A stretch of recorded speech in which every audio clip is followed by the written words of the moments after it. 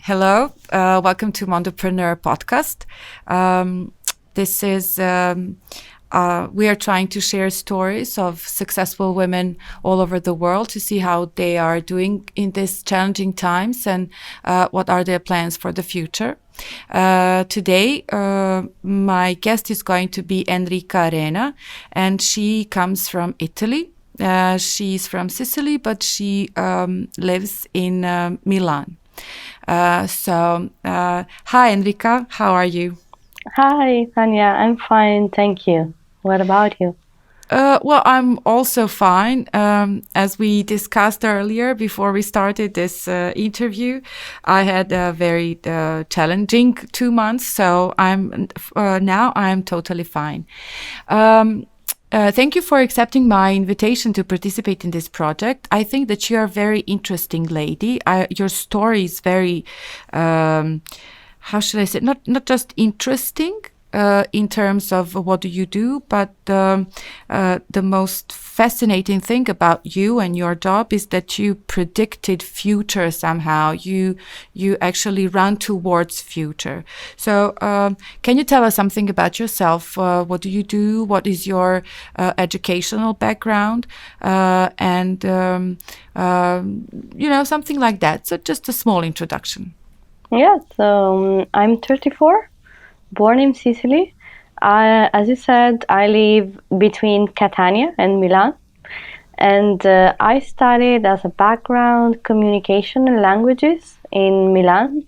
Then I started to move toward development cooperation and development studies, so more about political science, I would say, but always at the merge with communication. So I always wanted to have an impact somehow, but kind of trying to navigate to international organization, NGOs, and private sector.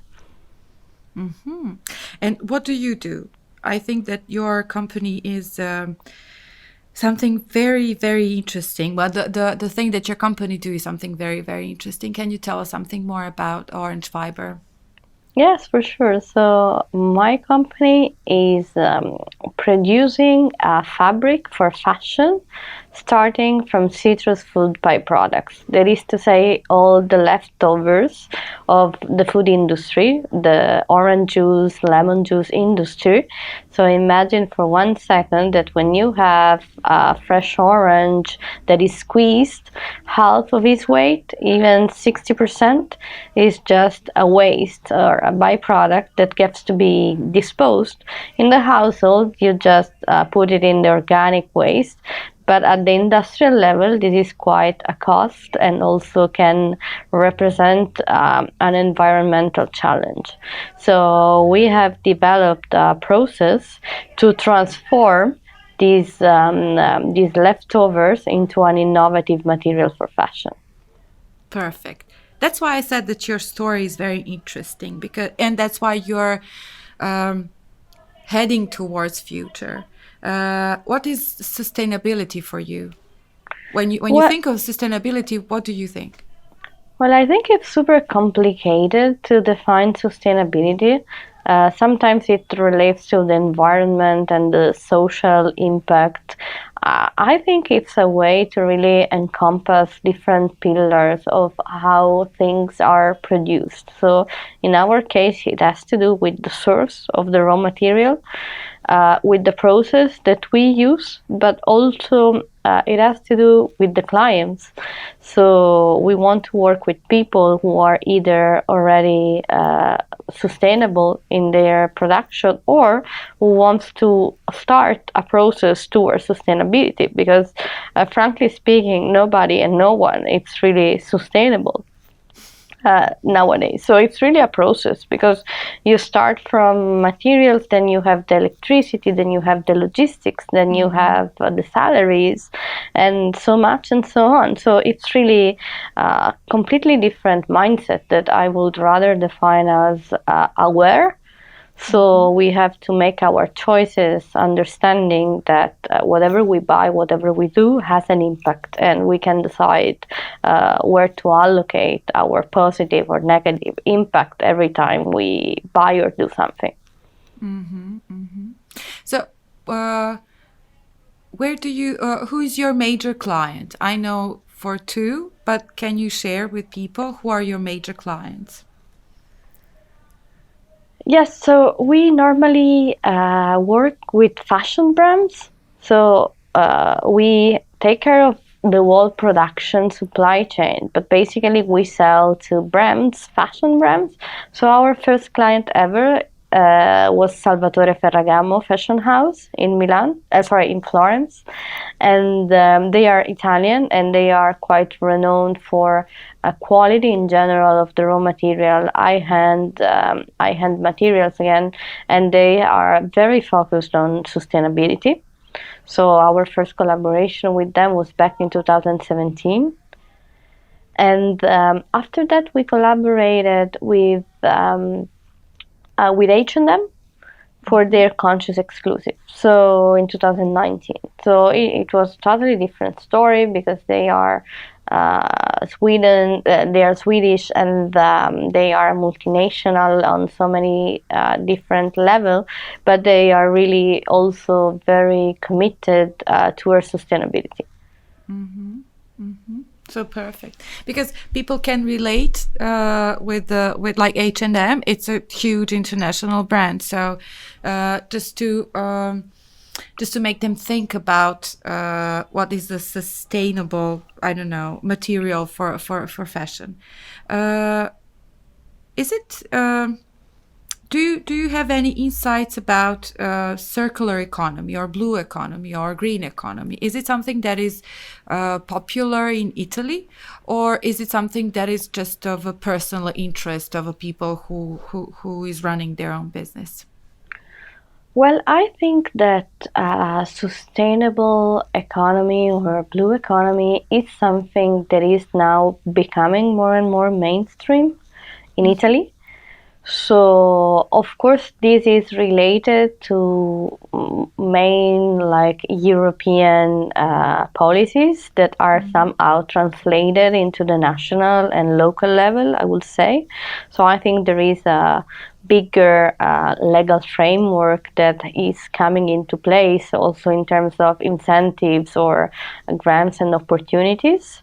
Of course, education is also very crucial for people to understand why sustainability matters.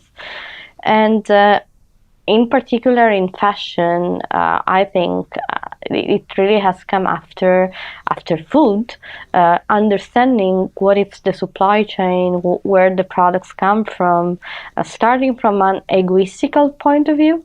So I buy something organic or something artisanal or handmade because I think it's done with more love and more care, and it's less harmful or positive for my health. This has also trickled down to fashion. So on one hand, we buy sustainable because we want organic cotton on our skin instead of something from oil, for instance. But also it has become a little bit more planet related, so we don't want to do harm, or we want to contribute. And I think this is super interesting, and I think also the finance world is following. So now there's a lot of discussion around the ESG parameters when it comes to finance and big investment fund. So when we started our company, this was really kind of not even a blue ocean, but rather like a solitary desert because nobody was even interested in investing in sustainability. Now we have been invested by an impact fund specializing in investing in women entrepreneurs. So it has become also a sector where a lot of jobs are created, sustainability in general, and where a lot of specialization and professionalization is taking place. Perfect. So, do you use any of this in any stage of development of your company? Have you used this investment funds or angel investments or crowdfunding campaigns? Did you use this kind of things to gather money for your business? Because I'm asking you this because this is something that is just starting to develop in Serbia. We don't even still have investment fund that is available for startups or for entrepreneurs. What's the situation in Italy? Well, consider that we started as an informal group of people back in 2012 and created the company in 2014. So we are now like almost 7 years old as a company, and as a group 9 years old. So the situation has changed over the years. I would say that at first it was really self-funded and the family and friends, but we were applying to a lot of startup competition where you would have, rather than money, more like mentorship or people who could introduce you to relevant people that could maybe give some insight or develop a business plan for those like us who didn't really have an economic background in their studies. This also builds up the credibility of a new company. So when you are awarded with a prize, even if there's not money behind it, you build a network and maybe you find the right person afterwards. Then we collected family and friends money. So I would say 100,000 euros from angel investor. But to get there, you also need to create a proper business plan, have an evaluation of your company. So it's not something you do overnight. So it required like 6 months of work pretty much. Then we also applied to national opportunities for funding, which were European funds managed at the local or like national or regional level. And in that case, you never really have a fund. I mean, not in my experience, something that funds the totality of your project. It's more like a co-funding of specific projects, whether it has to do with, in our case, buying machineries or hire people. So it's like you need to find some investors anyway, and then use the money you get from the investor to leverage public funds. So somehow to multiplicate the results that you have with that same amount of money. And with that, we arrived to the point where we had the first prototype and the first production and the first client, Ferragamo. So after that, we needed to improve the process, but also scale the production. And at that point, we tried to raise money with a round A, which is like in Italy considered around 2 million euros. But it was really not at our level, I would say, because we had not enough story of clients and delivery and KPIs. So we decided to go for equity crowdfunding, which is a way of crowdfunding that basically enables you to sell stakes of the company to total strangers. But again, this has to be seen not just like you put your project on a platform and money come in, but required a lot of investment from any point of view. So communication, finance, which is not impossible. I mean, you are investing and then you are harvesting. We invest, I don't know, in between 50 to 60,000 euros. Some of them were success fees, so like you pay upfront and then you pay the rest if the campaign is successful. But all in all, I think 10% of the total has to be considered like an overhead. But we raised 650,000 euros. And we have now 350 strangers that are a stakeholder of the company. Not all of them have power, so some of them cannot even vote on the assembly. So only the people who invested more than a certain amount of money have special rights on the company, so they are not slowing down the execution processes. So I think these tools are super useful, but they are not really the magic we think. It's like it took us 1 year to build the campaign and be credible to the investors. So it's a work, but the good part of the crowdfunding, in my opinion, for instance, is you know when you are starting and you know when it's over.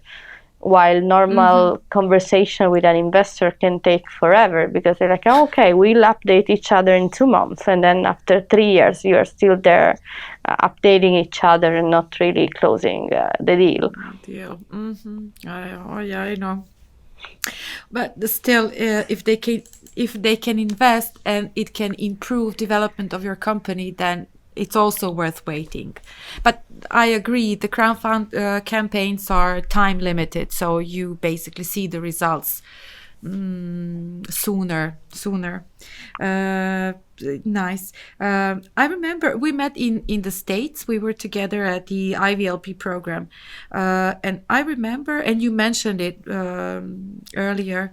I remember you said something about mentoring and mentorship and mentorship relationship. Can you tell us something more about what is that for you? And do you choose a female mentor or a male mentor? Who do you think it's a better match for you? Well, I have quite a mix of male and female mentors, and I don't really have a one mentor like to whom I have a continuous relationship or like scheduled relationship, but I'd rather have a few mentors about specific topics. So it's more like when something is complicated or controversial, I tend to go to someone that maybe I've met at one accelerator or at one boot camp or for some other reason, and ask them like one hour of their time to discuss a subject. Of course, it's not something you want to abuse, because at the end of the day, most of them is a professional person, so they are also paid for it. So, for instance, with one of them, we just secured a contract, so they will be a formal part of our advisory board. So they have to deliver results and also be present. But with most of the other, it's really informal in how we conduct it. But it's really like when you are an entrepreneur, you're always so overwhelmed by the day-by-day activities that you totally lose track of the global vision. I mean, you have the global vision, maybe you also have a business plan, and maybe you also have an action plan, or maybe it's just in your head.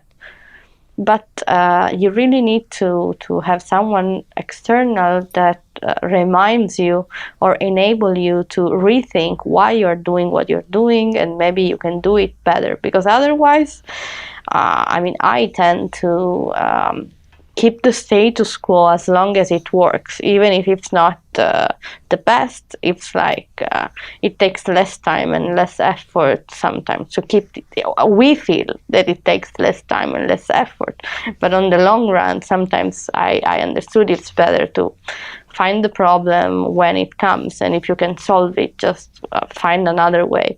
And this was something that, for instance, was came from a male mentor from the finance world. Because also, I don't know if it's for every female or entrepreneurs, or it's just me, but I tend to feel like I don't know anything about this subject, I want to learn. And by the time I learn everything, it's already too late to act. So having trusted people that are quite knowledgeable about their sector also speeds up the decision, and they are able to understand the problem you are in, or at least challenge you with, they don't have the solution, they rather have the question that enables you to navigate through your problem and seeing it into a different light. And what do you think about community and returning to community? Well, what I can say is that I hope to do that as soon as possible, because that means that we have revenues. But but apart from that, I think it's in our case, returning to the community or being mindful about the impact, it's really in our DNA. So it's what we do every day. Can you explain? Can you explain when you say it's in your DNA? Can you explain more? yeah, it's like being a sustainable company or an impact-driven company. Whatever we do like having in mind either our local community or in general the best interest, in our opinion, of the planet. So we don't do that just for profit, but we do that mainly because we want to be an alternative to a more polluting material, for instance. So the community, in a broader sense, is part of our DNA, in that sense. On a specific level, for instance, we are super open to people, for instance, male, female, we don't really care. But I understand that our level of flexibility, for instance, has been a great tool for people, and especially women that maybe has just had a child and were looking for a job that doesn't really require you to be in the office 8 hours a day, or that were out of the job market for a while, but they are super able to work even if the situation is confused. So I mean, we try to hear, we try to listen, but I really hope that in the future we could do more in terms of education and in terms of giving back to our community in the local sense. But also I think I feel like I'm part of, for instance, a community of sustainable materials.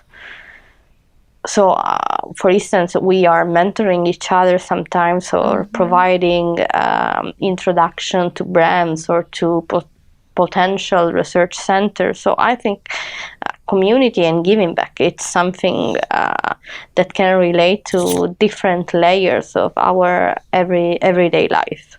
So, for instance, now with the COVID situation, the sense of community is like, okay, I buy from a small shop instead of ordering something online. So I think, again, we really decide and define which community we are in, and we feel part of it and how we contribute. So maybe I order delivery from a restaurant instead of cooking because I want to support them in this difficult moment. So it can really depend, but it really impressed me the way during our IVLP Exchange program. Yeah. How in the US was perceived that sense of community in terms of also, I don't know, donating hours for schooling other people's children, or I don't know, baking cookies for the homeless. So it's really something that I don't really feel around me yet, but that I want to apply as soon as possible in a structured way in my reality. Yes, I know. I actually remember we were together in I forgot the name of that biscuit house. Never mind. But actually, at that point, we discussed about community and returning to community and what are the ways to contribute to community. It's not just the money, it's your time, it's your knowledge. It's being mindful and careful towards nature and what's surrounding us, and towards, I don't know, resources we use. Can you tell us something about COVID situation in Italy? Because once it started, people from Serbia, we were looking at Italy like Italy is going to give us all the answers, because you had the dramatic situation at the beginning of a pandemic. So we were basically watching our national TV, and then we would watch, I don't know, Rai or something like that, and go to the portals and try to read some news and some advices. So what was the situation in Italy in February and March? Well, of course, this is just opinion because I'm not a doctor and I don't know what was the real situation. But the perceived situation was that all of a sudden we were hearing this news from China, and from an entrepreneur point of view, I had some shipment that were delayed or were taking just too much time to arrive to Italy. But this was not like a clear connection yet with the pandemic. So it was more like, okay, things are particularly slow, but after Christmas that happens. Then all of a sudden there was this Codogno situation. I was like in Belgium with my family because my dad lives there, and it was like total panic because we didn't know if we were allowed to come back to Italy and what would happen when we came back to Italy. So at first it was panic, then it was okay, everything is, you can go around till 6 p.m. So it was relaxed for a while. So I also came back to Sicily. It was not so much, but it was like, okay, we're trying to figure out, because it seemed like just a few cities were hit by the virus. And then all of a sudden in March, everything shifted and we were locked down for like, I don't know, 2 months. And like often things happen and then the life follows. So it was like, okay, I rent a house in Milan for work. And all of a sudden that house was empty for 2 months, and I was totally scared that someone could enter, and I don't know. And so you have so much strange fears, and it's like, oh, all of your, I don't know, things are just there, and you cannot have a look. And you start looking around at people when we could go out again, or maybe when we go to the supermarket. And we were looking at each other like, maybe you have COVID. And so it was really strange at first. And I think the impact on the small and medium enterprises has been, and still I think most of them are trying to figure out. Some restaurants I've seen where I live in Milan, for instance, never reopened, and even here in Sicily. So this really hit those sectors. I mean, the most visible, everyone was hit, but the sector in which it was more visible is the one that is living on daily revenues from clients walking in, so even small shops and stuff like that. And we are waiting in these minutes to have a new law on red, oranges, and green zones. So it's like, again, we don't know what will happen in the next 2 months.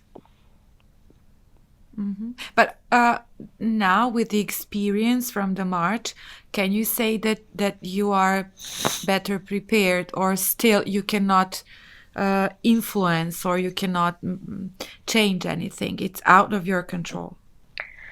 I think that it's out of everyone's control. So, I mean, I have my tracking app on my mobile, but I never received a notification. So it's like, maybe I was just very lucky, or maybe there's just a missing part, because you need your doctor to enable you to signal that you are positive. So a lot is still left to people choices, which is good, but when it's so big, I don't know if it's so good. Not to be controversial, but like I was doing my tests because I was on a second level contact with someone that was positive.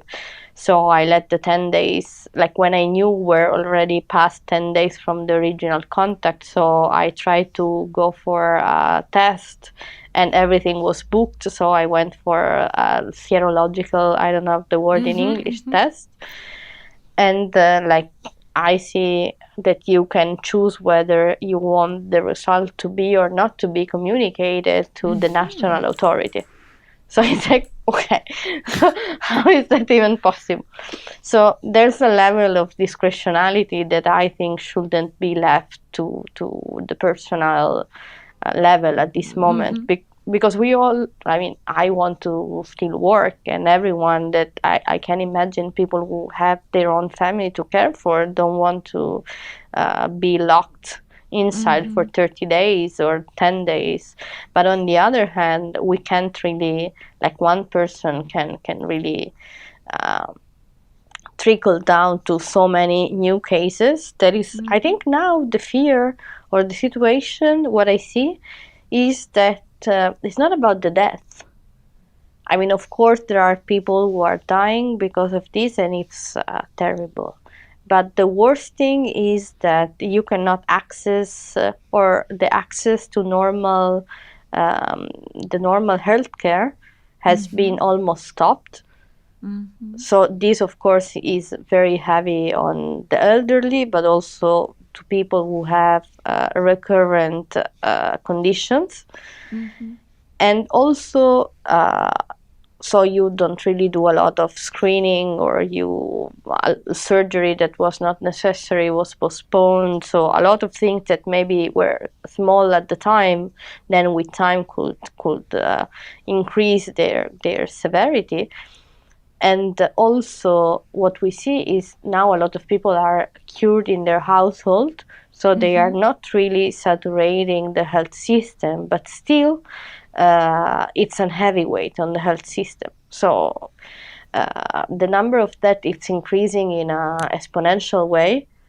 But if you compare it to the number of people that have just contracted the infection, and you know that when they have contracted the infection, a percentage will need hospitalization anyways, then you see how much this will cost to the system as a whole in terms of not availability of resources. And so I think that we can do better. I don't think anyone has solved this situation yet.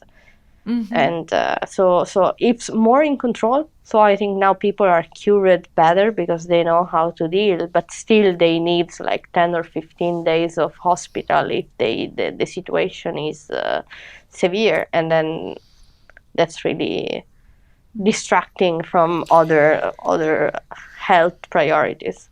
I know.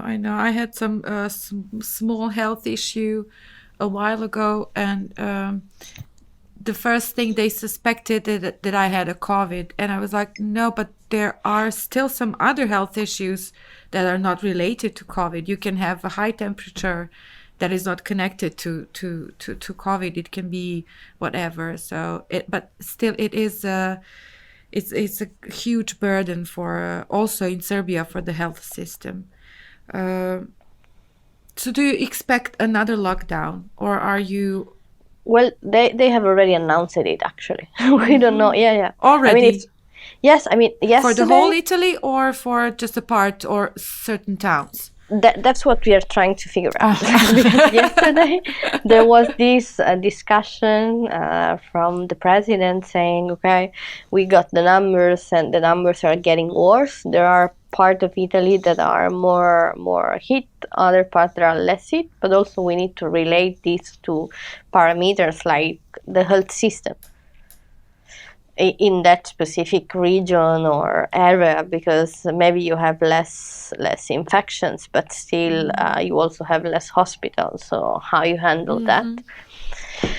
So they are dividing. There are some measures that are for the whole Italy that will be like, we are waiting for the decree to be public to understand. But the situation looks like there will be some national level restriction, stricter than the one in place now.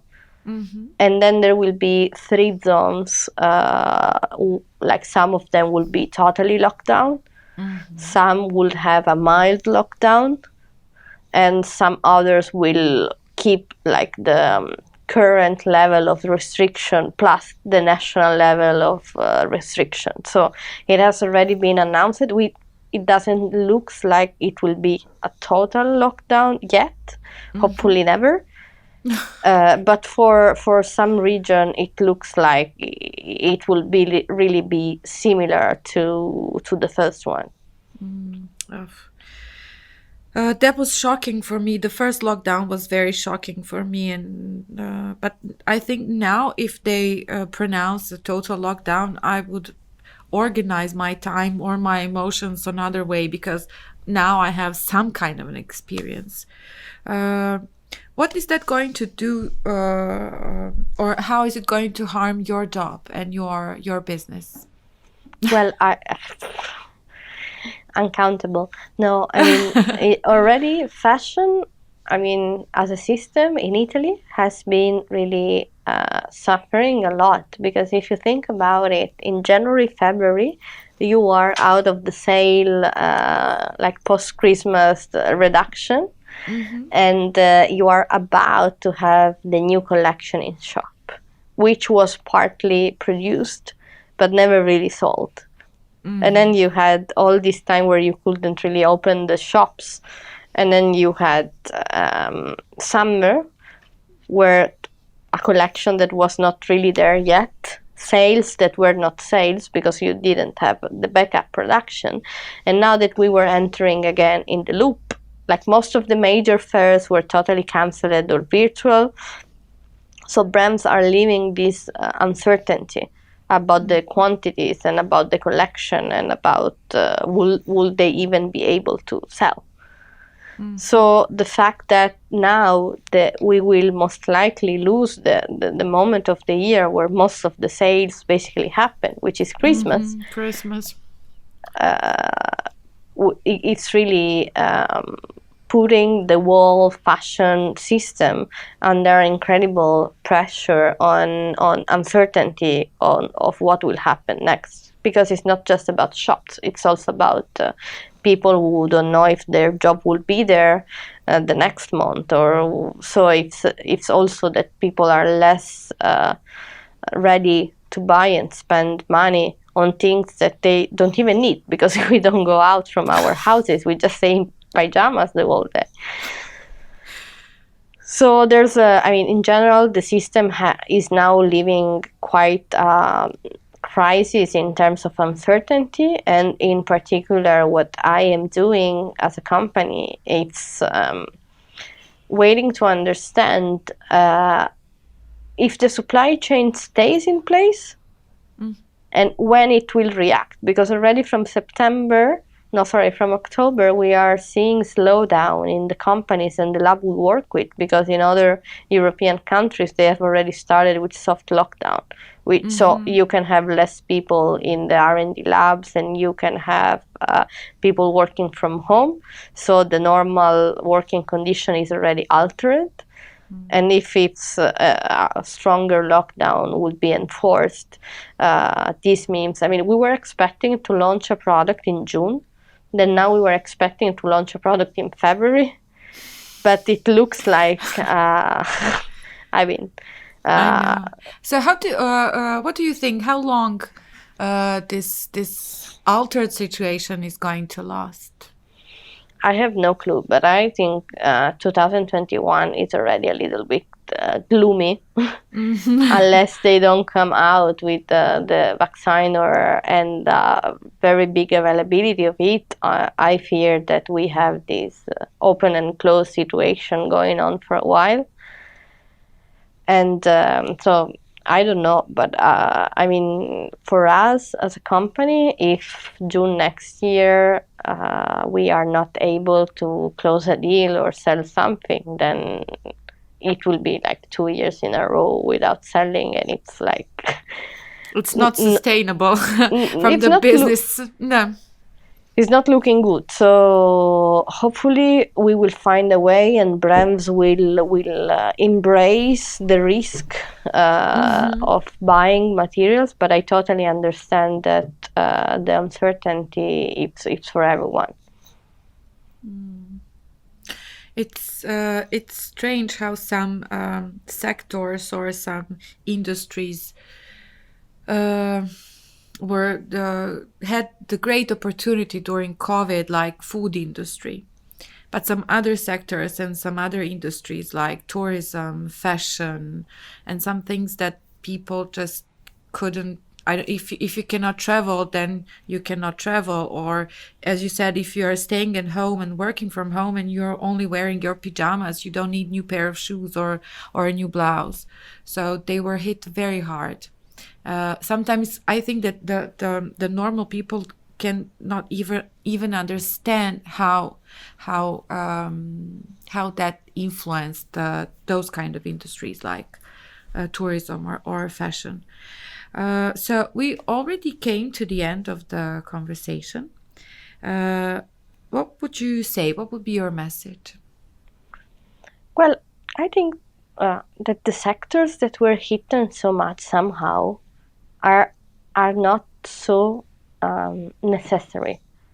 So I don't want to be mistaken. Fashion and traveling, discovery is definitely something that we need to evolve, to also be ourselves and to communicate with the rest of the world. But maybe the way we were doing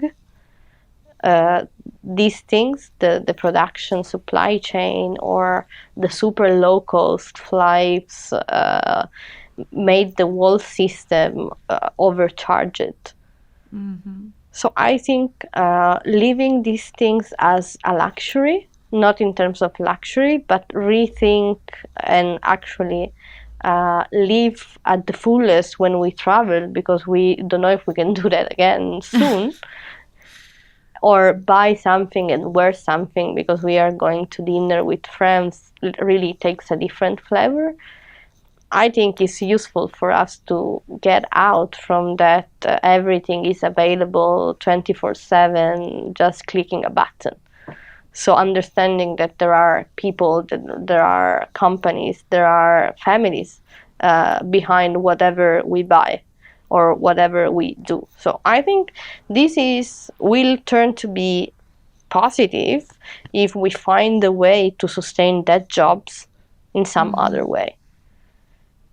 So my message will be, this has been an incredible loss, of course, of people and opportunities and business, but it has also been an incredible opportunity to rethink our system that we would never do if there was not an external force to oblige us.